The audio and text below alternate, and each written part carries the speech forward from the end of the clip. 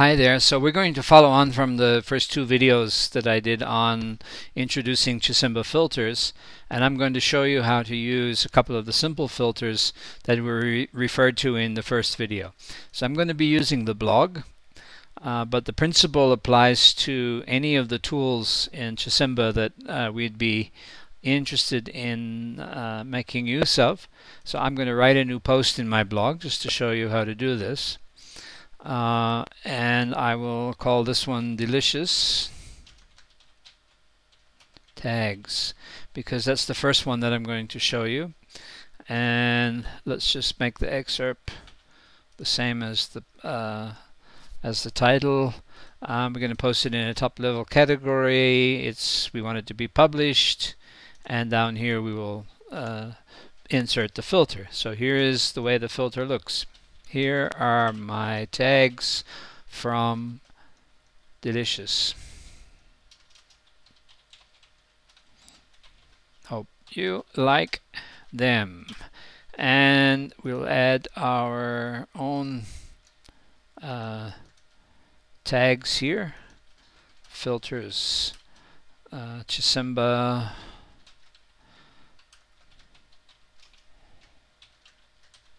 and the URL for Delicious. That should be good enough. So we go back up here to the input box, and we type. Sorry, I just accidentally switched to source here, so that I could make sure that I've got my full stop in the right place. Hey, now what?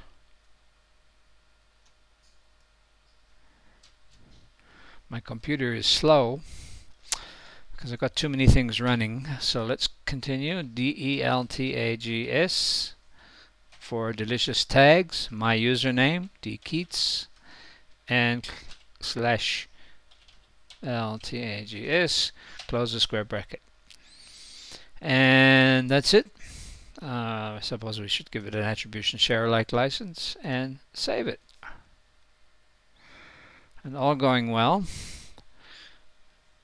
you will see my Delicious tags appear underneath where the filter was.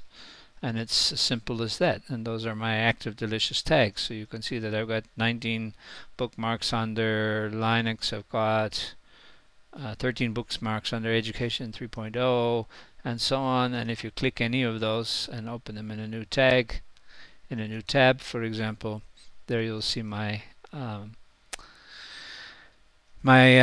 bookmarks on Delicious. So that's Delicious tags. Let's go back to the blog and let's write a new post. Let's imagine that you have created these wonderful, amazing, totally awesome, blow your mind away web pages, and you don't want to have to go about reinserting them into Chisimba content. Well, you don't have to. It's actually pretty easy. Let's look at how you can use the iframe filter. So let's take a website, let's say Google, and let's include Google in an iframe. So iframe filter, go down to the insert, to the content box, and the format that the iframe takes is simply iframe URL, the width and the height separated by these vertical lines, which in Linux are called the pipe character.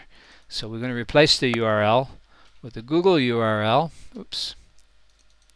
www.google.com.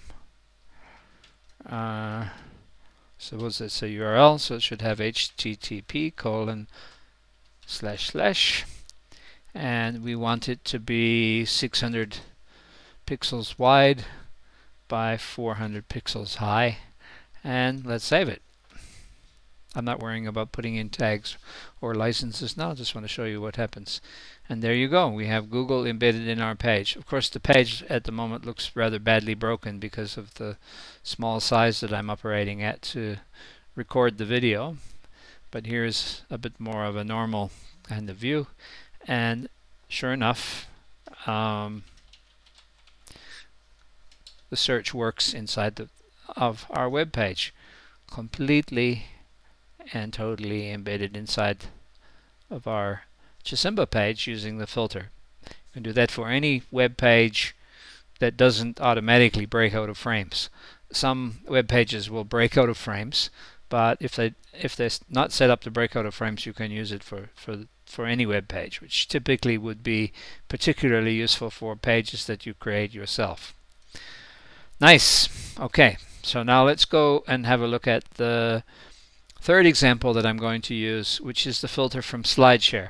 Now, we looked at SlideShare in the video, but we didn't actually create an actual SlideShare embed. So let's take a presentation from SlideShare, such as my little beautiful world one. This is just a compilation of some photographs of mine, with photography being my hobby. Now if okay, so you can see here is the presentation, and you can see all these rather neat little flowers. Not important here. What's important here is this bit over here, which says embed, and then it gives you a widget that you can embed. We will look at widgets a bit later on. Let's look at the custom one. Okay, so here is a embed for WordPress.com. Now we can take that WordPress.com and copy it, and we can go back to our blog, and we can use that. Let me just resize the window here to write a new post. And SlideShare filter, SlideShare, and then we paste the filter in here and we save it.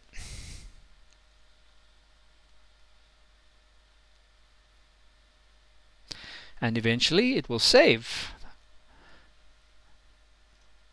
And there is the SlideShare presentation embedded in the page, taking its own time to load. Let me increase the size of the window here, and as you can see, it's fully functional within the page. So those are 3 examples of Chisimba filters that you can use. The DELTAGS filter for inserting your delicious tags, the iframe filter, which can be used to insert a website or embed a website inside of a Chisimba page, and the SlideShare WordPress style filter, which can be used to embed a presentation. And as you saw, it was really rather quick. That's it for now. This presentation is licensed under a Creative Commons Attribution Share Alike license. Enjoy it.